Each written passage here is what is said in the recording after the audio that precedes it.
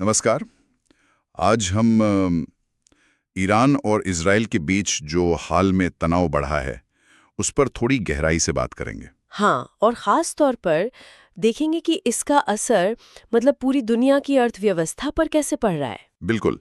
हमारे पास जो जानकारी है, जो स्रोत हैं, वो इसके अलग-अलग आर्थिक पहलुओं को सामने ला रहे हैं। और हमारा मकसद यही समझना है कि ये जो क्षेत्रीय तनाव है, ये सिर्फ वहीं तक नहीं रहता। ये पूरी दुनिया में और ख़ासकर भारत जैसे देशों के लिए ऊर्जा कीमतों से लेकर व्यापार के रास्तों और फाइनेंशियल मार्केट्स तक क्या मायने रखता है। सही कहा। और एक आंकड़ा जो सामने आ रहा है वो थोड़ा चौंकाने वाला है। कहते हैं कि इस तनाव से सिर्फ भारत का पश्चिमी एशिया के साथ करीब 3.5 लाख करोड़ रुपए का व्यापार वो जोखिम में आ सकता है। हाँ, ये आंकड़ा वाकई बड़ा है। तो चलिए इसी से बात आगे बढ़ाते हैं। सबसे पहले ऊर्जा बाजारों पर आते हैं। ईरान का रोल यहाँ बहुत अहम है ना? निश्चित रूप से। ईरान देखिए दुनिया के बड़े तेल और गैस उत्पादकों में से एक है। तो जैसे ही ये तनाव बढ़ा, अब बाजार में एकदम चिंता फैल गई। किस बात की चिंता? सप्लाई रुकने की? हाँ, कि कहीं तेल की सप्लाई में कोई बड़ी रुकावट ना आ जाए। और इसी डर से हमने देखा कि कच्चे तेल की कीमतें वो चढ़ने लगीं। ओके।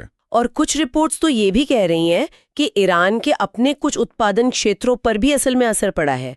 तो इससे वैश्विक सप्लाई पर दबाव और बढ़ गया। अच्छा, तो मतलब ये सिर्फ सप्लाई रुकने का डर ही नहीं बल्कि असल में उत्पादन घटने की भी बात है। हाँ, दोनों चीजें हैं। और जब तेल महंगा होता है तो इसका सीधा असर तो फिर ग्लोबल इन्फ्लेशन यानी वैश्विक मुद्रास्फीति पर पड़ता है। मतलब आम लोगों के लिए चीजें महंगी। बिल्कुल यही बात है। और ये असर सिर्फ पेट्रोल पंप तक नहीं रहता। सोचिए अगर ट्रांसपोर्ट महंगा हुआ तो सब कुछ महंगा। हाँ, तो लगभग हर चीज महंगी।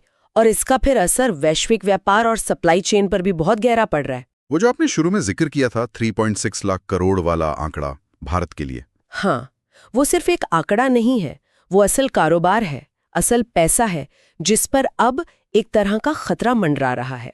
तो ये जो व्यापार पर खतरा है, ये सिर्फ सामान महंगा होने की बात है या सामान का आना जाना मतलब लॉजिस्टिक्स वो भी मुश्किल हो रहा है? नहीं, दोनों ही बातें हैं।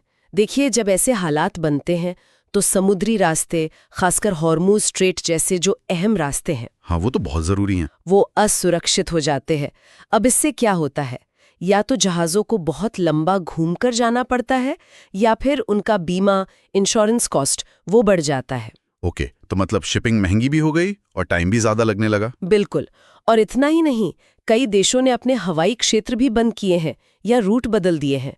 तो एयरलाइंस को भी चक्कर लगाकर जाना पड़ रहा है, उनकी लागत बढ़ रही है। ये तो हुई व्यापार और लॉजिस्टिक्स की बात।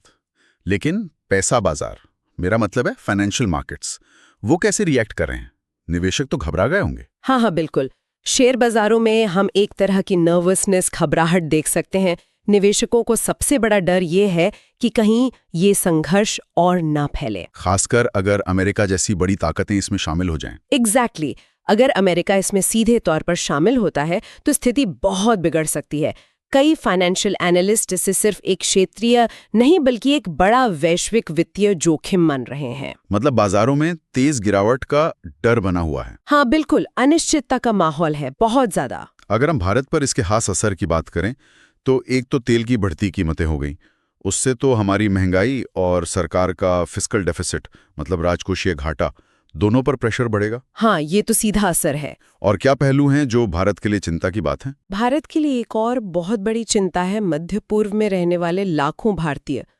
उनकी सुरक्षा का सवाल है, उनकी नौकरियों का, और वो जो पैसा भारत भेजते हैं रेमिटेंस, उस पर भी असर पड़ सकता है। हाँ, ये बहुत महत्वपूर्ण पॉइंट है। इसके अलावा भारत की कुछ बड़ी महत्वाकांक्षी योजनाएं हैं, जैसे भारत मध्य पूर्व यूरोप आर्थिक गलियारा, वो जो आईएमएक प्रोजेक्ट है। हाँ, आईएमएक। हाँ, जो कनेक्टिविटी बढ़ाने का एक बड़ा प्रोजेक्ट है, उस पर भी इस तनाव का साया पड़ सकता है। हो सकता है उसकी रफ्तार धीमी हो जाए। और ये सब ऐसे समय हो रहा है जब हम देख रहे हैं कि वैश्विक अर्थव्यवस्था पहले से ही थोड़ी मतलब नाजुक दौर से गुजर रही है। कहीं महंगाई की चिंता है, कहीं ग्रोथ धीमी होने का डर।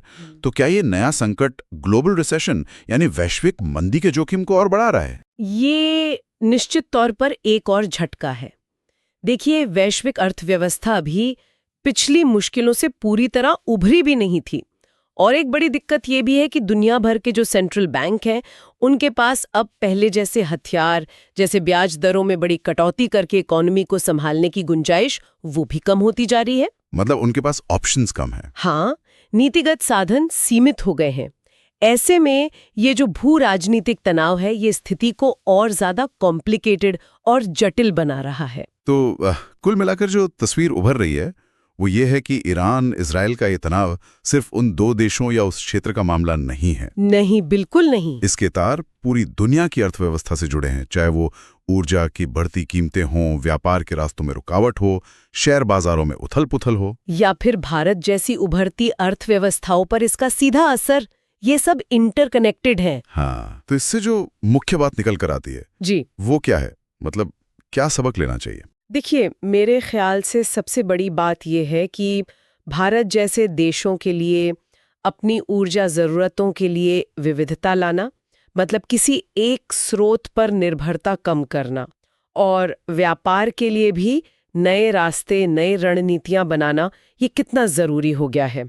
डाइवर्सिफिकेशन यानी विविधीकरण। हाँ, बिल्कुल। और साथ ही ऐसी जो वैश्विक चुनौतियां हैं, इनसे अकेले निपटना मुश्किल होता है, तो अंतर्राष्ट्रीय स्तर पर तालमेल, सहयोग, कोऑर्डिनेशन, उसकी अहमियत और बढ़ जाती है। सही कहा।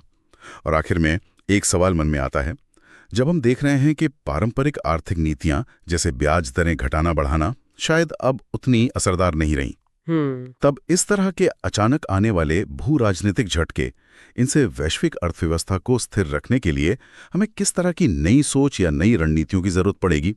क्या कोई नए तरह का अंतर्राष्ट्रीय सहयोग मॉडल जरूरी होगा?